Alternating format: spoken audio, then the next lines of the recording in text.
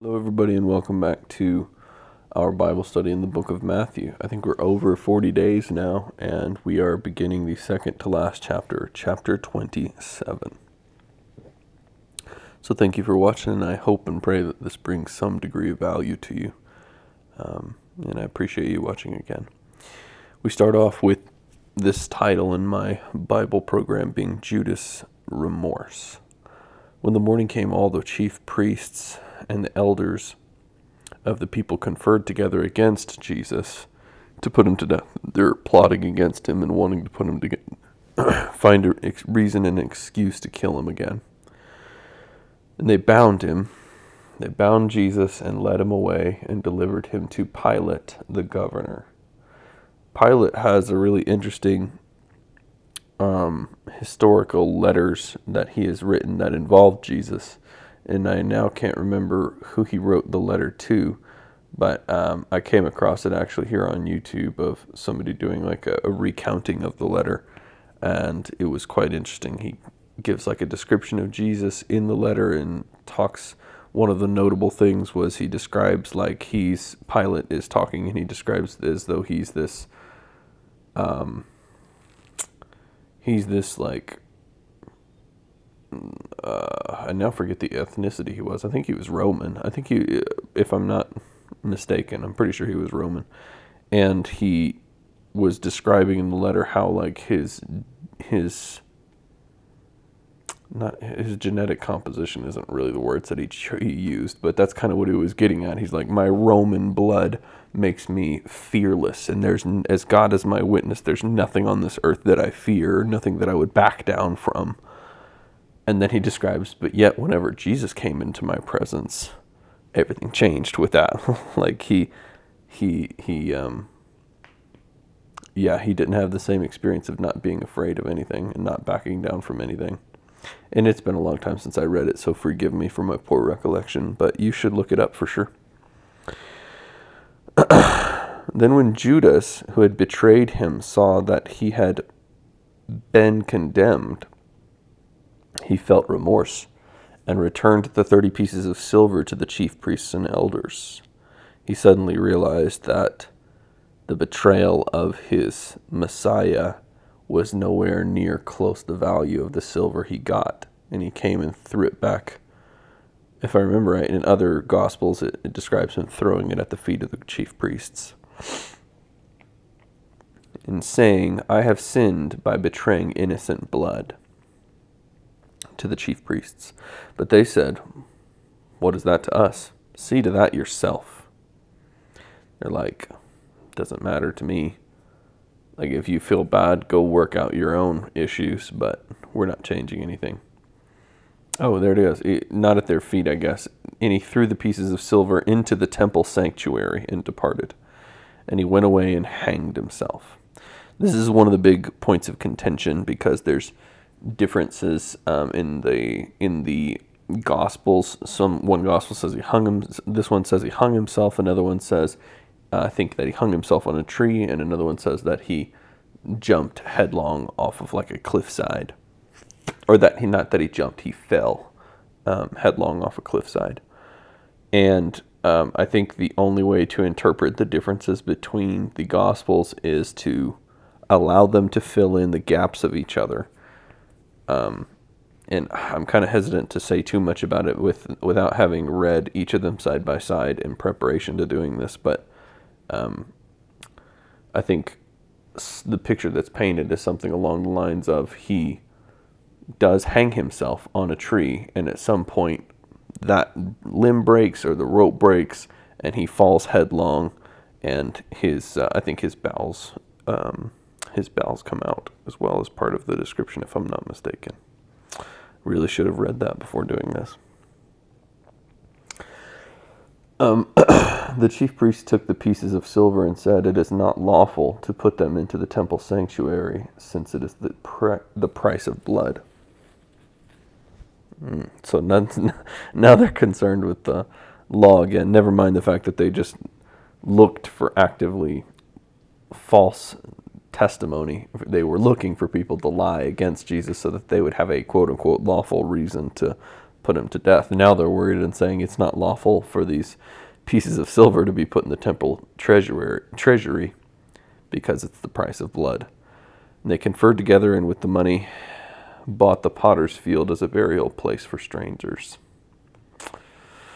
For this reason, that field has been called the field of blood to this day. Then that which was spoken through Jeremiah the prophet was fulfilled, and they took the 30 pieces of prophecy from Jeremiah.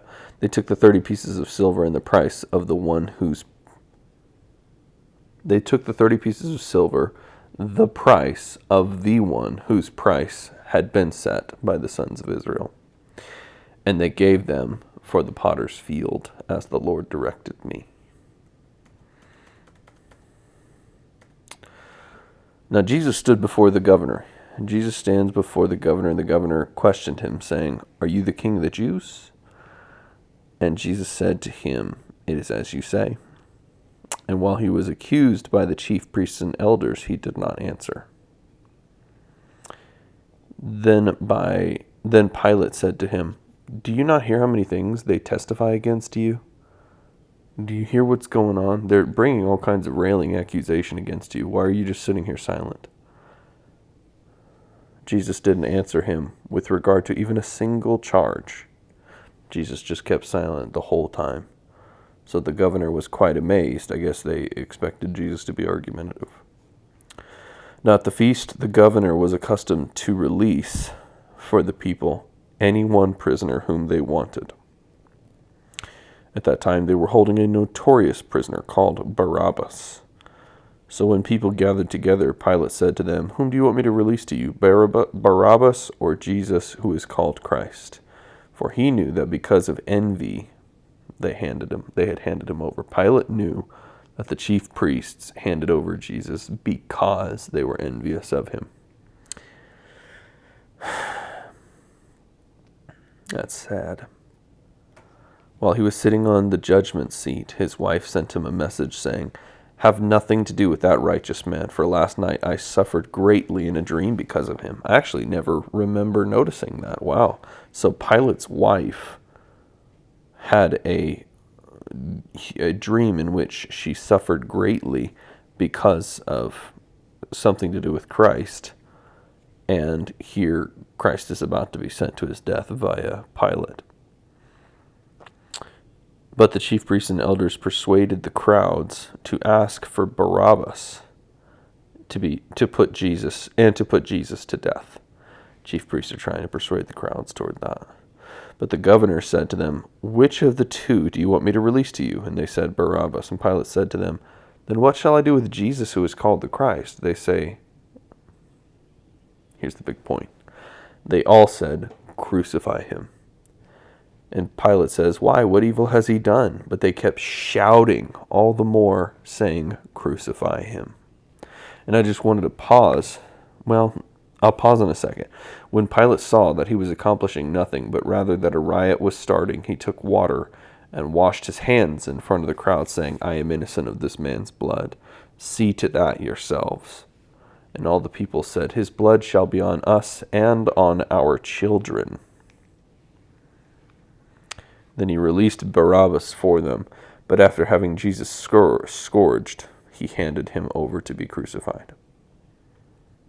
So sad. And so a few episodes back, I mentioned this point, and it was all the way back whenever Jesus was entering Jerusalem on the colt. And,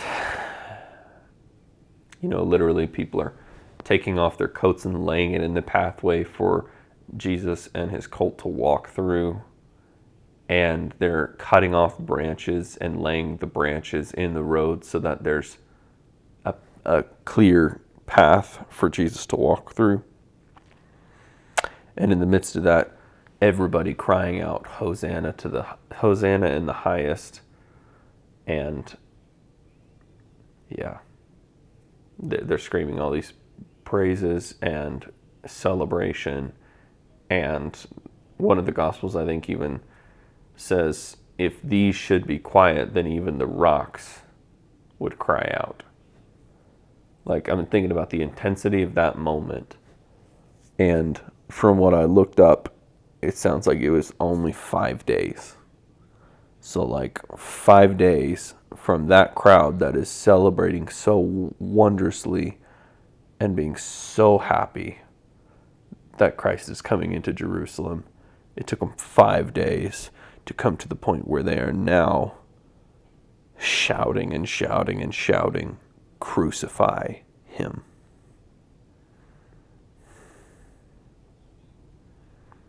And it appears like it was the same crowd.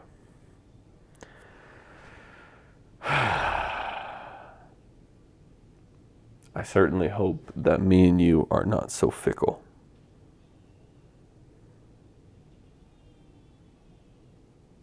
It's a sad thing. Jesus is mocked all the more. That's the title of this thing, is Jesus is mocked.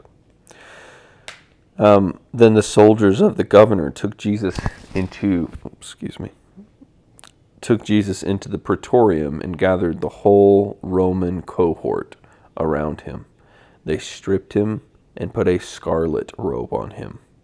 And after twisting together a crown of thorns, they put it on his head, and a reed in his right hand. And they knelt down before him and mocked him, saying, "Hail, King of the Jews."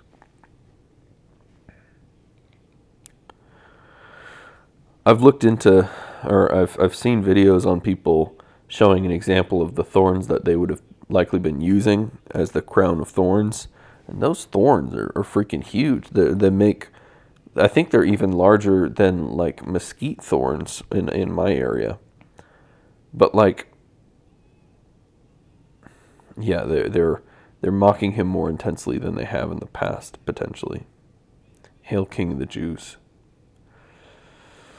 They spat on him. Yet again, that's one of the things they did last time. They mocked him. They spat on him and took the reed from his hand that was supposed to be like his scepter or something, I think, and began to beat him on the head, I presume with the reed. So they took the reed that was mimicking his scepter, like of a king, and then they start beating him with it on the head, driving those thorns right into his skull. After they had mocked him, they took, or into his scalp at very least. After they had mocked him, they took the scarlet robe off of him and put his own garments back on him and led him away to crucify him. As they were coming out, they found a man of Cyrene named Simon, whom they pressed into service to bear his cross.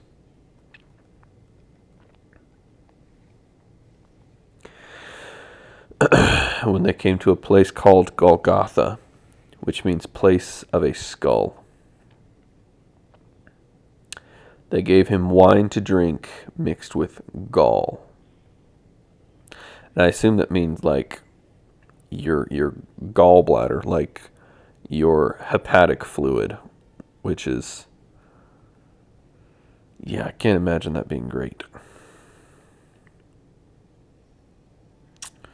But yeah, they gave him wine to drink mixed with gall. And after tasting it, he was unwilling to drink. Can't really blame him. It probably tastes horridly bad. And when they had crucified him, they divided up his garments among themselves by casting lots. So they put Jesus onto a cross. It's widely debated that they put the nails right here on his wrist as opposed to here, because if they put it here, it rips through the hand, and if you put it here, the wrist bones will stop it from going through. There's also a lot more nerve concentration right here, so the pain is increased. So they put nails here, and generally it's a nail on both wrists, as it were, and then one nail going through the ankle, through both ankles, like crossing the ankles, and then one nail going through both ankles. So Jesus now hanging on the cross in that agony, which is not just the pain of hanging by the nerves in your wrist, coupled with the nerves that are concentrated in your ankles and alternating between trying to take your weight with your wrists and trying to shove your weight with your legs against your ankles that are impaled. But not just that. Jesus is struggling to breathe. That's part of the that's part of the misery of that form of punishment, is that you slowly begin to lose your ability to breathe over time with a struggle. But they don't want you to lose your ability to breathe simply by, well, they don't want it to happen too quickly. They want you to tire out slowly, and after a lot of pain and agony and fighting through that, not being able to breathe, eventually die.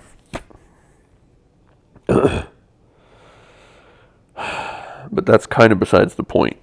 After they crucified him, they divided up his garments among themselves by casting lots. So Jesus is hanging in agony, and I picture them on the foot of the cross or nearby, like gambling over his garments, basically. And sitting down, they began to keep watch over him there. So after they divided the garments, they're just going to sit there and watch him die. And above his head, they put the charge against him, which read, "This is the King of the Jews." At that time, 2 robbers were crucified with him, one on the right and one on the left. And those passing by were hurling abuse at him, wagging their heads, and saying, you who are going to destroy the temple and rebuild it in 3 days, save yourself. If you are the Son of God, come down from the cross.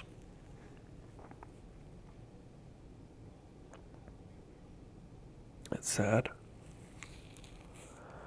Because Jesus is more than capable. Jesus rebuked Peter, what was it, from cutting the ear off of one of the slaves of the chief priests that were coming to seize Jesus, and him saying, do you not think I can pray to my Father, and at once he will send me 12 legions of angels? He's capable. He's way more than capable. But it's not his I almost said fate. I don't know if that's the right word. It's not what he was meant to come to the earth to do. In the same way, the chief priests also, along with the scribes and elders, were mocking him and saying, he saved others, he cannot save himself. He is the King of Israel. Let him now come down from the cross, and we will believe in him.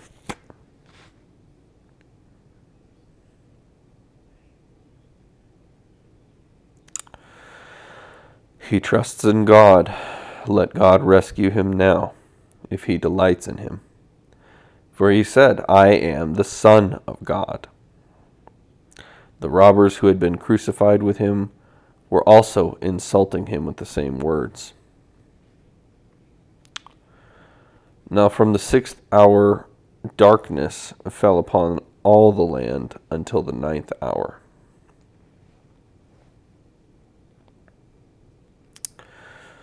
About the 9th hour, oh gosh, I'm already far past my time limit, and I have a lot more to go.